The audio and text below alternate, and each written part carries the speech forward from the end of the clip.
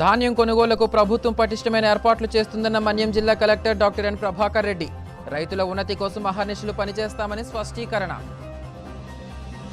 పడకుండా ధాన్యం కొనుగోలుకు ప్రభుత్వం పటిష్టమైన ఏర్పాట్లు చేస్తుందని మన్యం జిల్లా collector doctor N Prabhakar Reddy తెలిపారు. శుక్రవారం పార్వతీపురం మన్యం జిల్లా కేంద్రంలోని కలెక్టర్ కార్యాలయంలో ఆయన మీడియా సమావేశం నిర్వహించారు.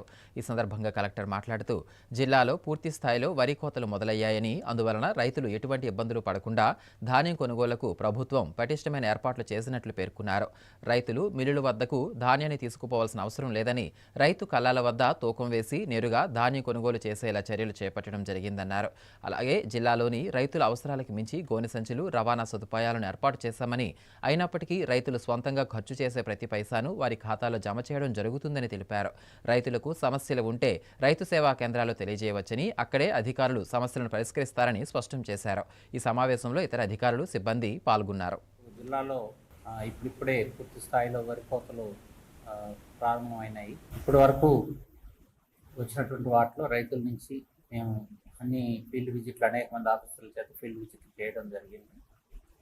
వాటి నుంచి మనం కొన్ని చర్యలు చేపట్టాం. వరి రైతులందరికీ కూడా అండగా ప్రభుత్వం ఉందనేటువంటిది జనంలోకి తీసుకెళ్తున్నాం. అందులో భాగంగా మొట్టమొదటిది కంట్రోల్ రూమ్ ఒకటి.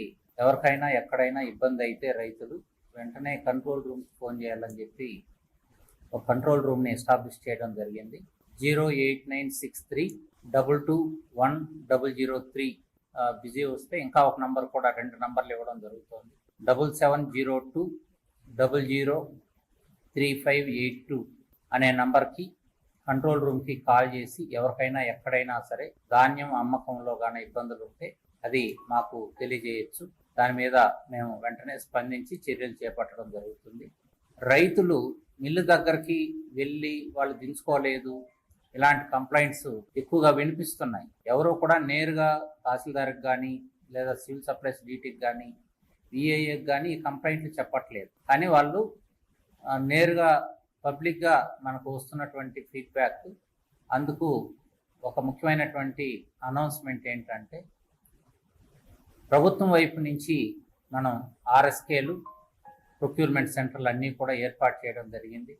ఈ ప్రొక్యూర్మెంట్ సెంటర్ల యొక్క బాధ్యతలో భాగంగా రైతు కళ్ళం దగ్గరికే వాళ్ళు వచ్చి మొత్తం కూడా అక్కడే వెయిట్ తూయించి అక్కడే తీసుకుంటారు.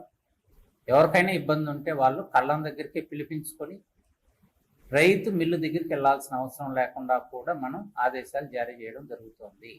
గన్నీ బ్యాగులకు డబ్బులు రైతుల నుంచి వసూలు చేస్తున్నారు, ట్రాన్స్పోర్టేషన్ ఛార్జీలు రైతుకు ఖర్చు అవుతున్నాయి అనేటువంటి ప్రభుత్వం వైపు నుంచి అందరికీ తెలియజేసేది ఏంటంటే, గోనె సంచికి సంబంధించినటువంటి డబ్బులు, అదేవిధంగా కూలీ ఛార్జీలు కానీ లేదా రవాణా ఛార్జీలు, మీరు ట్రాక్టర్ పెట్టుకున్నా లారీ పెట్టుకున్నా ఆ డబ్బులు రైతు యొక్క ఆధార్ బేస్డ్ బ్యాంక్ అకౌంట్లోకే వేయబడతాయి తప్ప మధ్యలోన ఎవరైనా పొరపాటున దళారీలు కానీ లేదా ఇంకొకరు కానీ ఇన్వాల్వ్ అయ్యున్నా వాళ్ళ అకౌంట్కి అయితే డబ్బులు రావు. మొట్టమొదటి పాయింట్. రెండోది, గోనె సంచి డబ్బులు కానీ కూలీ ఛార్జీలు, రవాణా ఛార్జీలు రైతు అకౌంట్లోకే జమ అవుతాయి. ముఖ్య